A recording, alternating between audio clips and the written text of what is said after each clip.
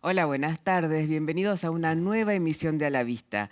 Si me notan la voz un poco rara es porque estuve bastante resfriada estos días, como todos en Buenos Aires.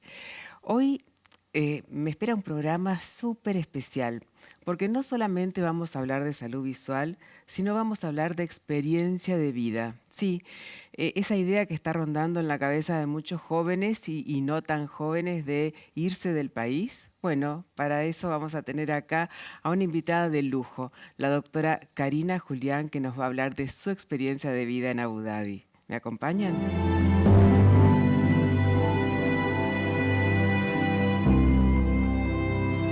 Bueno, bienvenidos a este primer bloque y como lo anunciamos en la presentación con la doctora Karina Julián. Gracias, Cari, por estar acá. Gracias por la invitación. Es un placer, es un honor y no solo que somos colegas, sino que somos oriundas de la misma provincia. Con provincianas, exactamente. Sí, también compartimos el corazón por el Chaco. Te voy a presentar, Cari.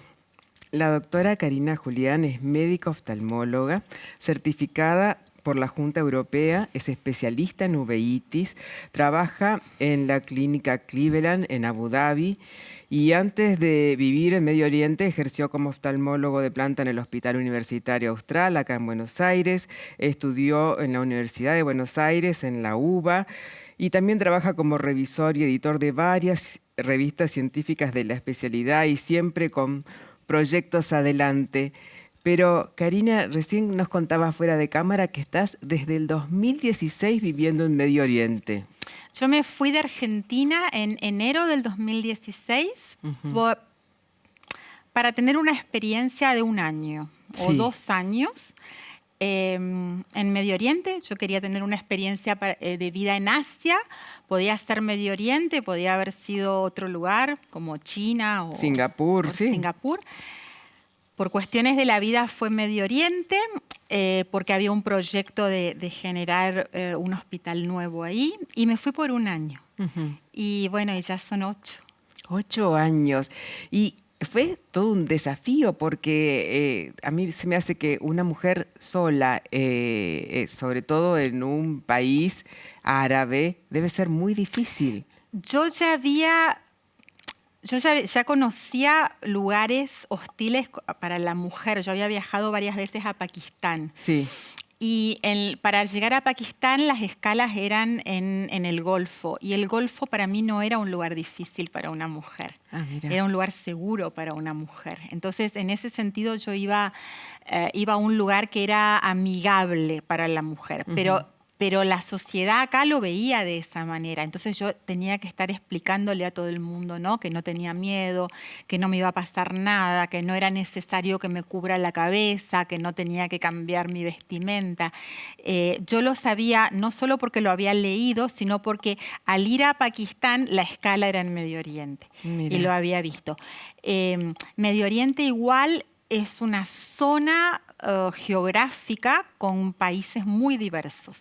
Entonces, lo que yo te puedo contar a vos desde el lugar donde yo vivo, a lo mejor no se aplica a un país vecino. Claro, pero donde vos vivís sí es muy seguro. Sí. Qué bueno. ¿Y son muchos los médicos extranjeros que La están? mayor parte. La población extranjera es la población predominante. Yo no te sé decir la cifra exacta, lo tendría que buscar, pero debemos ser el 80% de la población. Y hay un 20% de población local. Local significa gente que tiene la ciudadanía emiratí. Uno puede haber nacido en Emiratos Árabes y no ser un ciudadano, porque la ciudadanía no se adquiere. Por haber nacido. No. Entonces, la población local es una población minoritaria, un 20%. Es alrededor de un 20%. Esa población es un país muy joven. El país va a cumplir 52 años. Muy Hace joven. 50 años era una población muy pobre. Con muy poco acceso a educación, a cuidados de salud. Entonces, tenemos ya algunos médicos emiratíes y estamos formando médicos, y eso es una de las tareas que va a dejar huella, ¿no? El día que yo me vuelva, va a quedar un poco de de lo poco que yo puedo haber enseñado quedará allá, porque Claro, nosotros porque estamos formando médicos. no pero solamente haces asistencial, sino que haces docencia también. Exactamente. Pero bueno, esta demografía y esta historia del país explica que haya pocos médicos locales. Claro. El futuro es que sea un país sustentable con su propia población, o que los extranjeros quedemos incorporados de otra manera y nos quedemos más tiempo. Eso es un debate abierto, ¿no? Pero en este momento la población extranjera es la mayoría de la población. ¿Y es fácil relacionarse con, con extranjeros? Sí, porque vos has vivido en Francia un par de años, sos una ciudadana del mundo, pero ¿es fácil relacionarse con gente de los Emiratos? Sí, sí. Yo creo que es fácil relacionarse con cualquier persona si uno se relaciona desde el respeto, si uno se relaciona desde el afecto, en el sentido de que uno entiende lo que le pasa al otro, y desde no juzgar lo que uno ve, ¿no?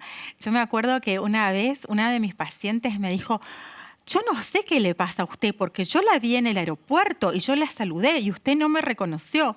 Y yo no tenía forma de reconocerla, porque ella tenía toda la cara cubierta. Claro. Y yo le dije: perdón, no te vi. No le podía decir cómo querés que te reconozca. Claro. Entiendo. Pero relacionarse sí es fácil si uno va desde esa mirada del otro, ¿no? Desde una mirada abierta, con una curiosidad sana, que la interacción con el otro nos va a hacer a los dos mejores, que ninguno tiene razón o no tiene razón, sino que vemos las cosas desde dos puntos de vista diferentes, pero que cuando uno analiza son más las cosas que te unen que las que te separan del otro. Es una población sumamente afectuosa. Los árabes son afectuosos. Yo pensaba que eran más como los americanos, más secos. No. Hay una barrera muy importante que es el idioma. Yo lamentablemente no hablo árabe. Esa es una de las deudas pendientes. Yo cuando me fui dije, una de las cosas que quiero es aprender árabe. Y yo creo que subestimé lo difícil que es la lengua. Es una lengua sumamente compleja. Es una lengua que tiene muchos dialectos, que tiene sonidos que nosotros no los tenemos incorporados. Entonces el lenguaje es una barrera. Pero hay otros lenguajes, ¿no? Y yo creo que sí, no tengo dudas de que es fácil relacionarse. Qué bueno. ¿Y la salud tiene algo que ver con la salud que nosotros estamos acostumbrados acá, el hospital público? La salud, la organización del sistema sanitario es diferente. No existe algo como lo que nosotros tenemos acá de hospital público. No existe algo que sea...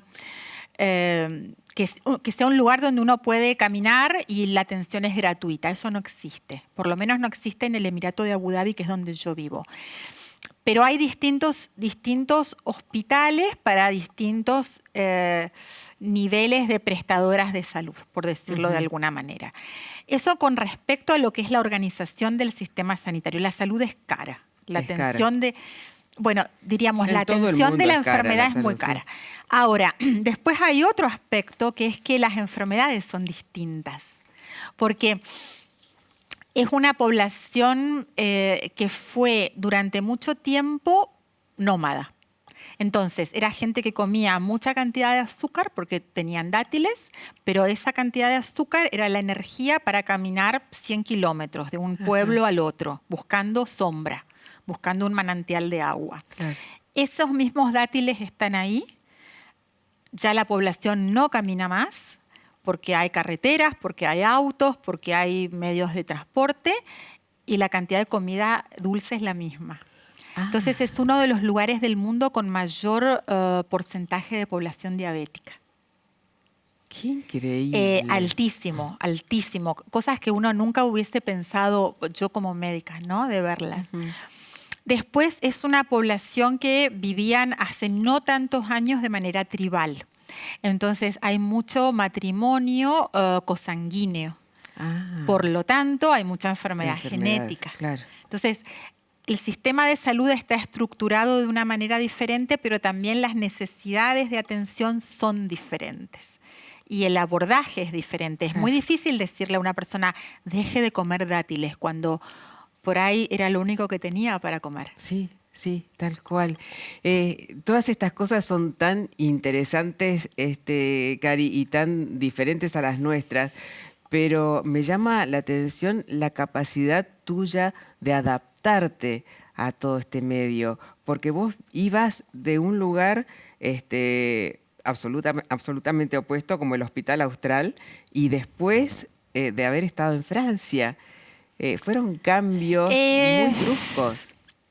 Sí, cuando mirás para atrás, pero yo creo que en el momento no te queda otra que adaptarte. A mí me costó mucho, y ojalá que este programa se vea solo en Argentina, me costaba mucho hablar inglés, porque yo pensaba que hablaba inglés perfecto, que me defendía bárbaro. Y no era así. Entonces me acuerdo que cuando estaba de guardia y me llamaba el médico de la guardia, como yo no entendía lo que me decía, Sí. por las dudas iba a ver el paciente. Ah, Y ellos siempre decían, es tan cumplidora, es tan abnegada, siempre viene. Y yo ahora les digo, porque yo no entendía lo que ustedes me decían. bueno, pero a lo mejor... Entonces yo no sabía si claro. había que ir o lo podían manejar por teléfono, porque ustedes hablaban muy rápido. Y con otra lengua madre, así que con otra entonación, es difícil. Yo trabajo en un hospital americano. Entonces, Claro. cuando yo hablaba con americanos nativos. Claro. Y bueno, y mi manera de adaptarme era estar siempre lista y trasladarme. Hasta que empecé a hablar inglés más fluido. Qué bueno. Pero me parece que tiene que ver con esto, ¿no? Que uno está en acción y que lo tiene que hacer. Y lo tiene que hacer. Y lo tiene que lo hacer. hace. Entonces Exacto. es lo que hay y lo haces. Sí. Y pensás en todo lo que te adaptaste cuando mirás para atrás, pero Qué en el día a bueno. día no.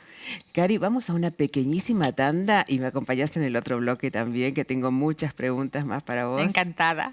Vamos a una breve tanda y volvemos con más a la vista.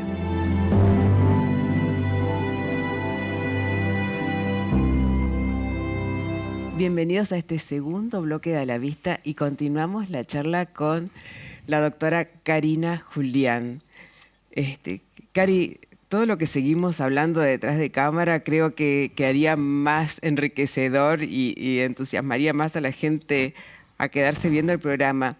Me hablabas recién del idioma y aparte del idioma, vos pasaste la pandemia ya. Yo pasé la pandemia, yo fui una de las primeras enfermas de COVID de la ciudad, no sé si del país, pero tuve el honor de agarrarme COVID mucho antes de que haya vacunas.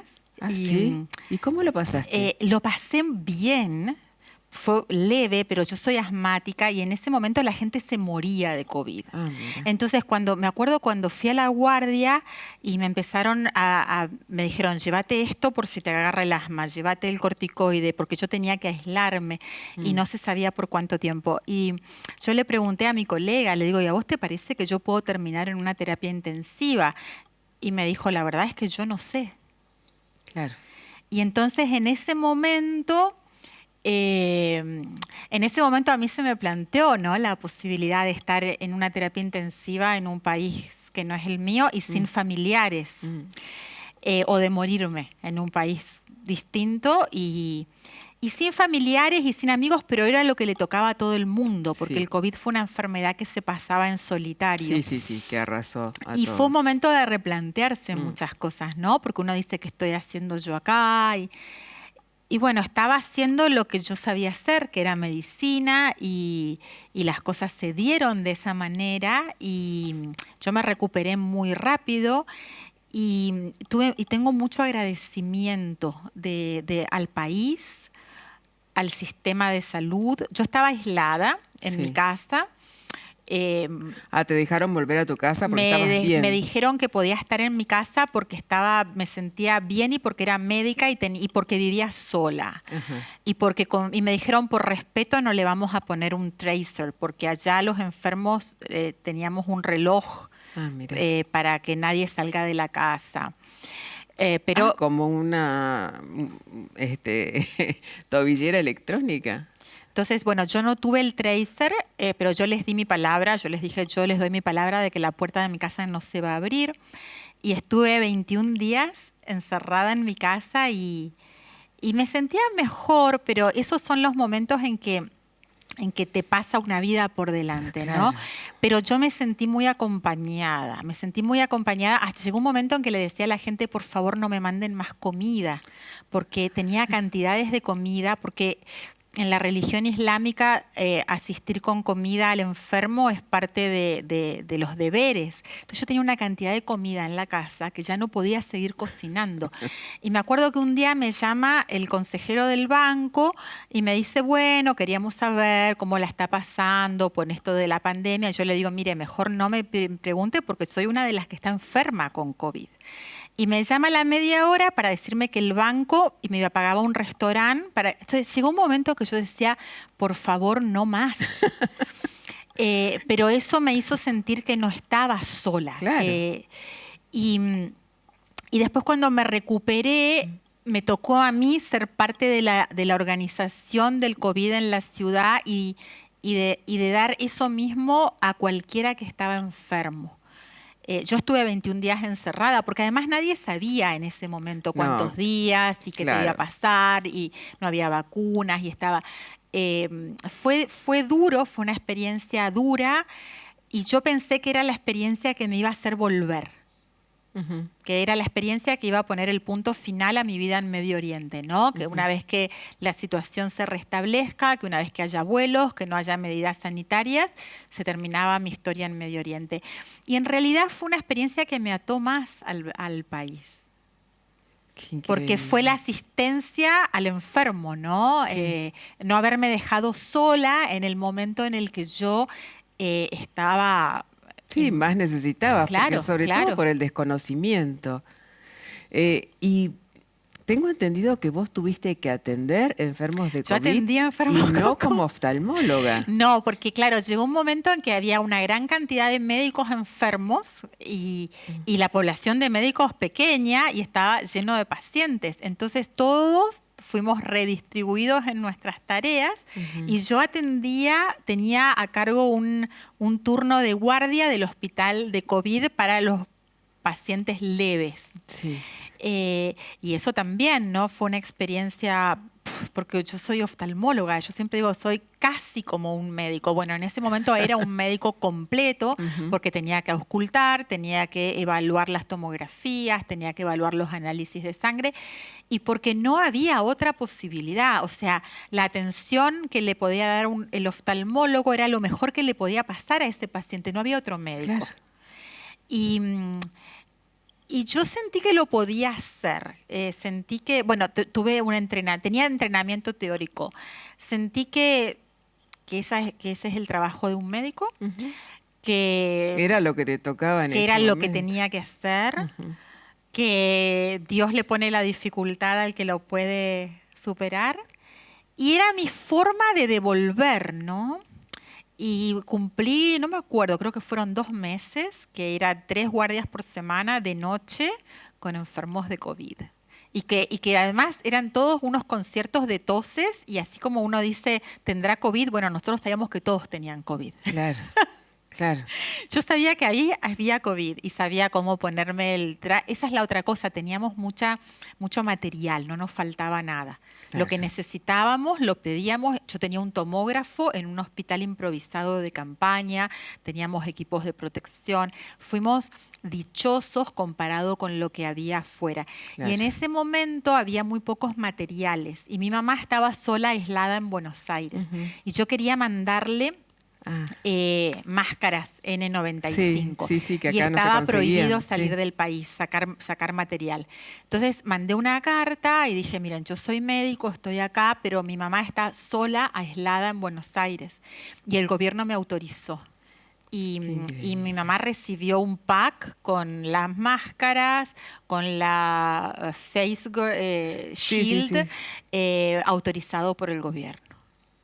Y eso también te sirvió a vos de un reconocimiento que acá al principio lo tuvimos con aplausos y qué sé yo, pero allá se los dieron en forma efectiva. Nosotros tuvimos un reconocimiento, bueno, tuvimos 2 reconocimientos, ¿no?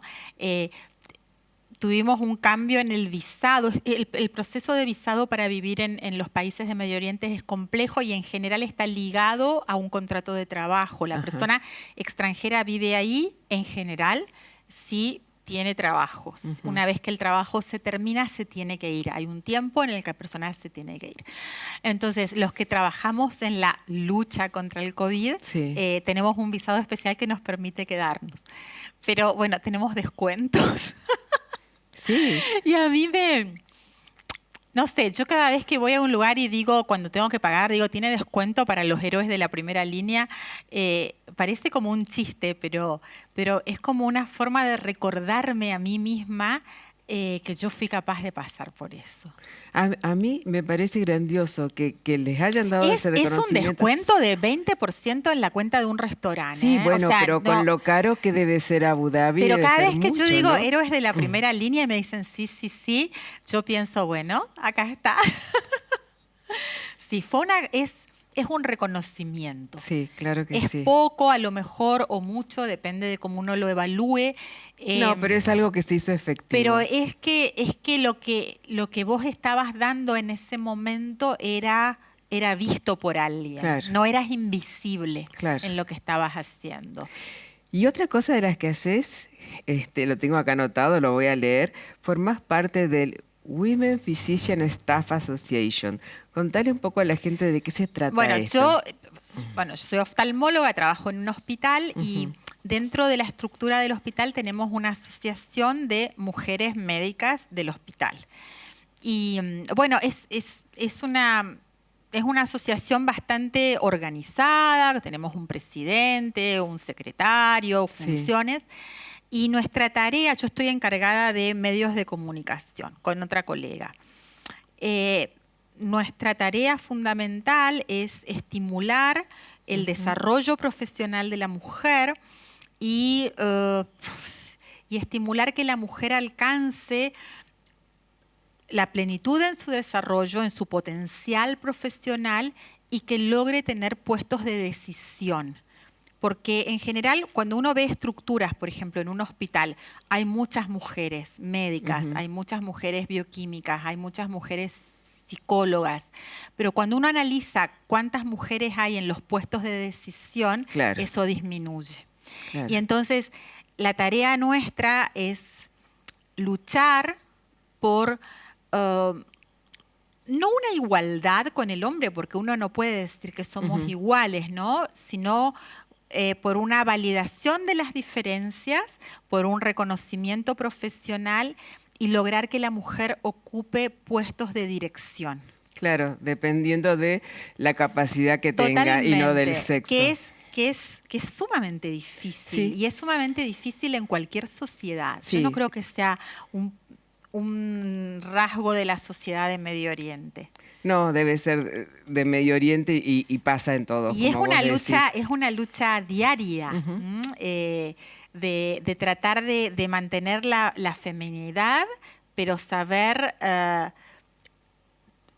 ocupar un puesto desde la capacitación y desde... Sí, desde la capacidad y no porque hay un cupo. Exacto. Lo entiendo perfecto. Cari, chiquito, porque el programa se nos termina, pero ¿qué le dirías a todos esos jóvenes que tienen ganas de irse, que les da un impulso de irse del país? ¿Es fácil irse? Yo no le diría nada a nadie, porque creo que cada experiencia es de uno, ¿no? Irse no es fácil. No es fácil. No es fácil desde el punto de vista operativo. Yo no fui a probar suerte, yo fui con un contrato de trabajo. Sí. Pero además no es fácil desde el punto de vista emocional. Claro. Hay que saber que uno está lejos, uno está yo estoy a 14.000 kilómetros de mi casa, porque yo sigo siendo argentina y mis afectos están acá, y hay 14.000 kilómetros. Esos 14.000 kilómetros son una distancia geográfica, son una distancia económica, son una distancia en tiempo. Hay que saber que va a haber un momento en que uno va a estar enfermo y va a estar lejos de sus afectos. Hay que saber que las cosas desde lejos se ven de una complejidad que tal vez no sea la real, sí, se ven con mucho otra más perspectiva, complejas. sí. Yo le diría que el que se quiere ir desde un sentimiento de amor, porque quiere explorar algo diferente, lo haga, porque es más fácil. Lo que me parece que es difícil es irse desde un sentimiento de resentimiento. Me voy porque acá está todo con mal. Bronca. Me voy porque no quiero saber más nada de esto. Me voy porque quiero, no sé, tener otro pasaporte. Claro. Me parece que son dos posturas diferentes. Clarísimo. Y esta es mucho más difícil porque afuera hay problemas. Como en no todos lados. existen sociedades que sean Y perfectas. estás solo. Y estás solo. Y también saber, reconocer quién es uno, ¿no? Sí, o sea, sí. yo sigo siendo oriunda de Sáenz Peña, Chaco, ¿entendés? Independientemente de donde iba, y eso no va a cambiar. Entonces me parece que lo que yo diría es desde dónde te querés ir. ¿Desde dónde? Muy, muy lindo mensaje, Cari, y gracias, porque yo sé que el tiempo que estás acá es para dedicarlo a tu familia, a tus afectos, así que muchísimas gracias por invitarme. Un placer. Te quiero. Nos despedimos con la doctora Karina Julián, con un excelente programa. Yo lo disfruté muchísimo, seguro que a ustedes también, y que también les va a servir mucho a todos esos jóvenes que tienen ganas de emigrar, por lo menos con una experiencia de vida. Gracias, hasta el próximo martes a las 17:30 aquí por Canal Metro en A la Vista. Muy buena semana.